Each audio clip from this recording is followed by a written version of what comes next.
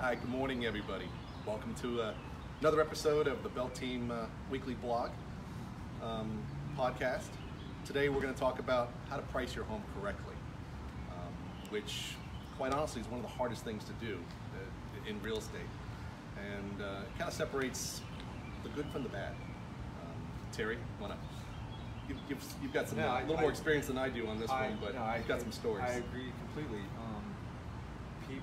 Agents, the hardest skill is to interpret the market and really know how to price a home, because unfortunately a lot of sellers will price, or the agents will recommend to the seller to price the home higher than it really should be, and then at the very end, when they finally get a contract, they end up getting a lower price. Sometimes they choose an agent based on, what do we call that?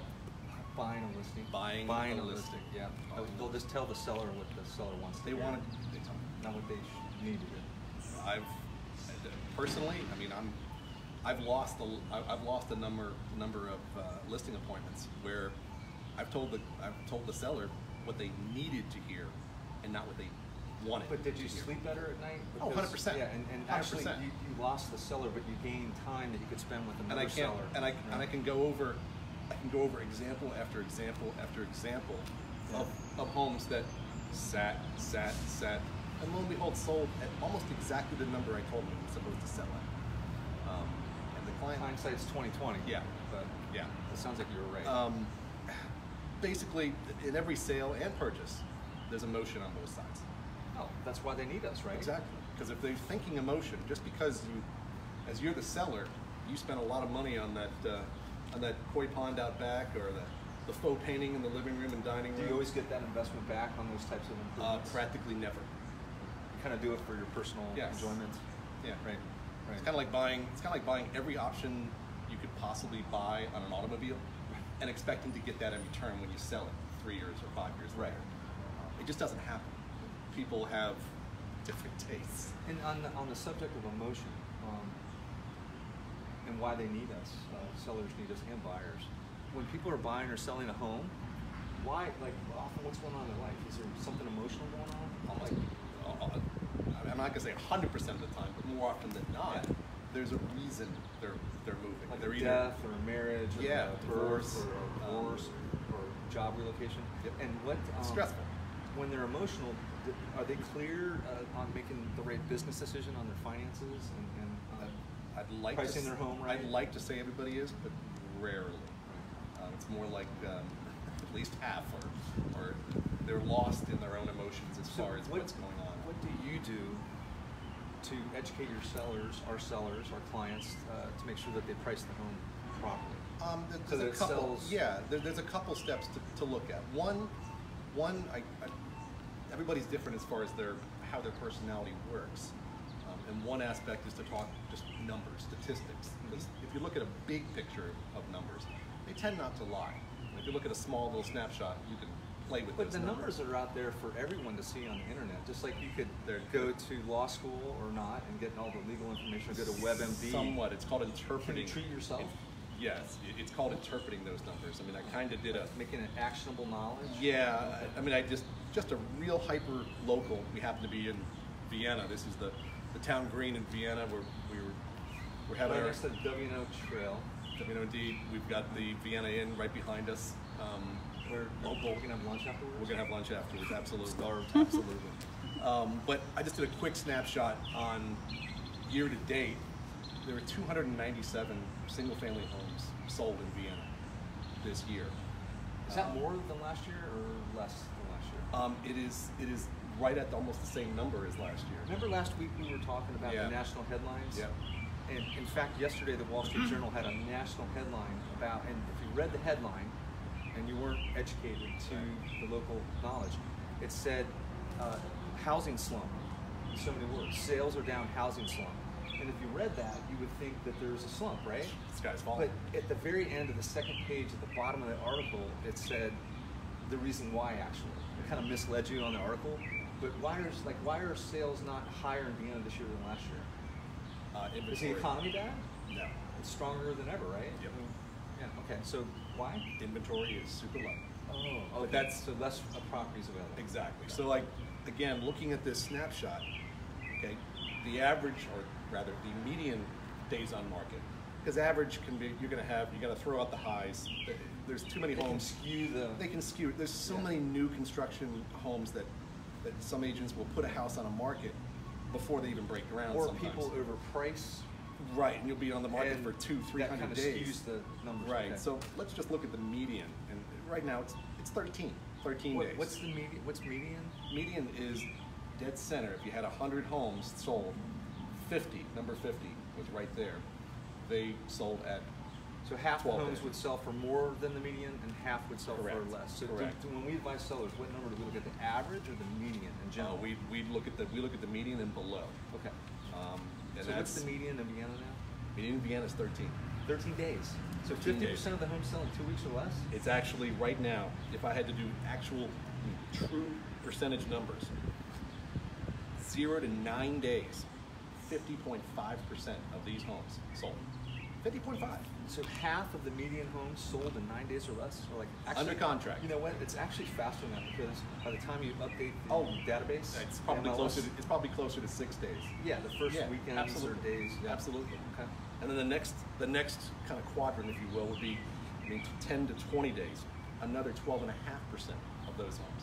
So now we're at 63% of homes. It sounds like all we're homes sold in the seller's market still. in under 3 weeks.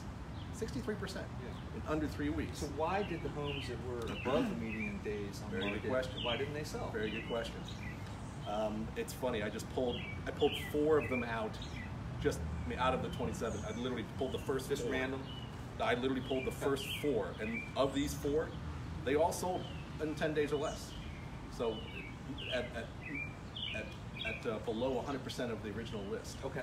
I just pulled those out as an example as to, okay, what are these anomalies? Why did they not sell at 100%? When all the other homes that sold in the first 20 days or so, 98% of them sold at 100% or more. Wow. Why didn't these? One of them. Either the condition wasn't good, the price wasn't good, or they had like snakes or cigarettes or One of them. something One like of the that, houses. you know? One picture Yeah. on the MLS. One. Marketing. One. Marketing. Did they put it out to anybody? Why do these Apparently agents not. and or sellers not have more than one picture or professional video? They thought photography? they just thought it would sell like that, and it did. But it didn't sell for the right price. Because that's the first impression you make. But when you list your ironically, home, right? ironically, that house happened to be listed 4 months prior with another agent Oh, for a different price. so it gets a little stale. Yep. Yep. Same thing. What happens when you overprice a listing and then you're on the market more than the median or average days on market? What do the buyers think when they walk into that property? Every buyer that I've ever worked with has one question to me, and it's over and over again the same question: what's wrong with it? What's wrong with that So house? the price finally comes down to where maybe the market said, the buyers say that's a fair price. Yeah. But then they walk in and they say, What's wrong with it? And then what happens then? They generate lower.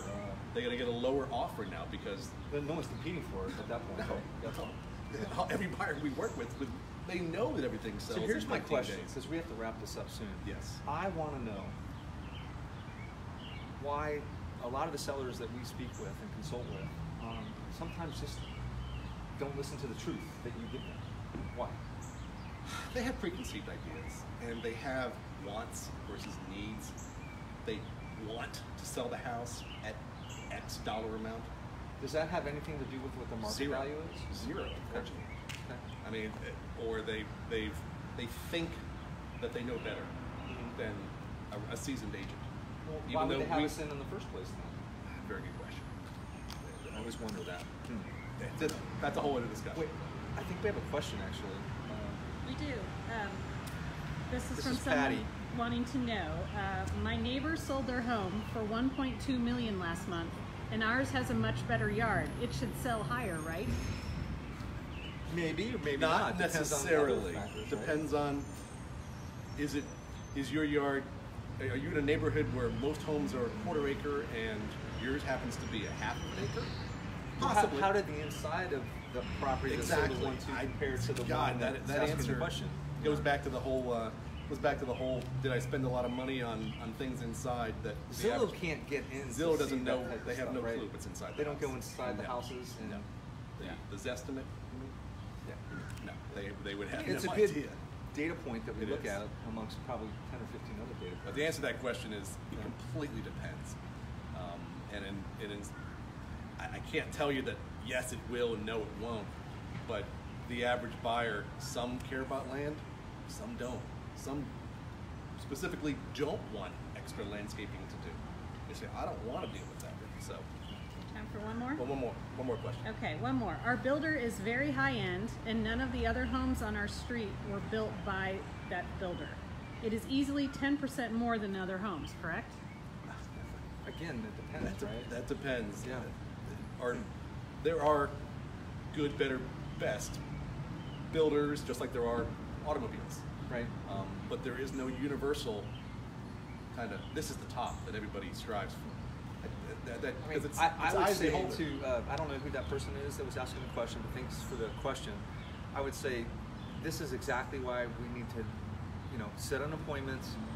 If you have anybody that is thinking about selling a house, needs to sell a house, set up a consultation, because we, unlike Zillow, we do have to go in.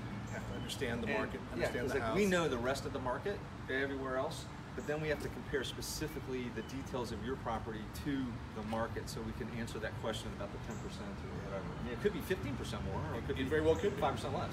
So it depends. Well, that's it for us.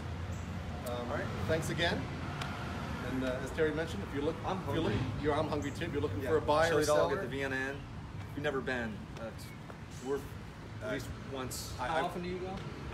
Rarely more than Days End and Wine, but it is a fun place. I've been living here for well over 50 years, and it's a great establishment, and Yeah, Marty's doing a great job at the end. it's a fun place. It's a fun place. So hey, have a great day, everybody. And So yeah, if you want contact information for us, you can just go to our website, which is www.thebeltteam.com. www.com, all one word. All right. Thanks, everybody. Thanks.